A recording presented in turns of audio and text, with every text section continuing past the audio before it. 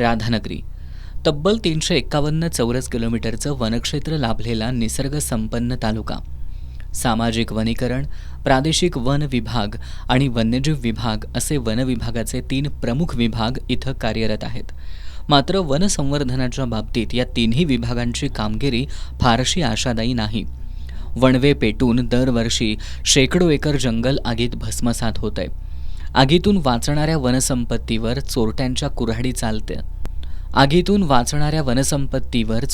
कुऱ्हाडी चालतात. वणवे आणि वृक्षतोडीमुळे होणाऱ्या वृक्षतोडीच्या तुलनेत वनीकरण मात्र अत्यल्प असल्यामुळं राधानगरीच्या वनक्षेत्राबद्दल चिंता व्यक्त करावी अशी स्थिती आहे. एकीकडे शासनाकडून वनीकरणाच्या घोषणा केल्या जातात, मात्र प्रत्यक्षात रोपवाटिकांची दुरावस्था आणि लागवडीनंतरच्या देखभालीचा अभाव स्पष्टपणे दिसून येतोय. त्यामुळे वनीकरणाचं कागदावरचं नियोजन प्रत्यक्ष जमिनीवर कधी उतरणार असा प्रश्न निर्माण होतोय.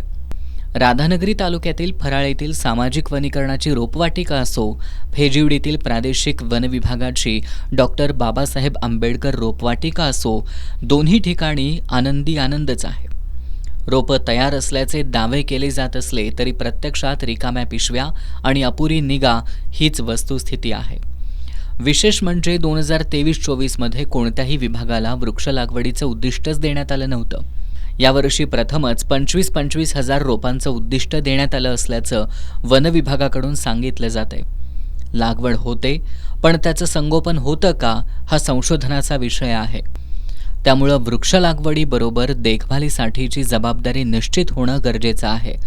सामाजिक वनीकरण विभागानं गेल्या काही वर्षात मोठ्या प्रमाणात लागवडीचे दावे केलेत. मात्र 3 वर्षांनंतर ही रोपं इतर विभागांकडे हस्तांतरित झाल्यानंतर त्यांचं पुढं नेमकं काय होतं याकडे कुणाचंच लक्ष नसतं. त्यामुळे लाखो रुपयांचा खर्च होऊनही त्याचा पर्यावरणाला कितपत फायदा होतो हा मोठा प्रश्न आहे. वनीकरण दिन साजरा करताना घोषणांपेक्षा कृती अधिक महत्त्वाची ठरते. वणवे रोखून वनसंपदेची राख होण्यापासून वाचवणं, चोरट्या वृक्षतोडीला आळा घालणं या उपाययोजना करतानाच केवळ वृक्ष लागवडीचे सोपस्कर करून न थांबता शासनानं संबंधित विभागांवर वृक्ष संगोपनाची जबाबदारी निश्चित करणं गरजेचं आहे. या उपाययोजनांबरोबरच कागदावरचं वनीकरण प्रत्यक्ष जमिनीवर साकारेल त्याच दिवशी वनीकरण दिन खऱ्या अर्थानं साजरा झाला असं म्हणता येईल.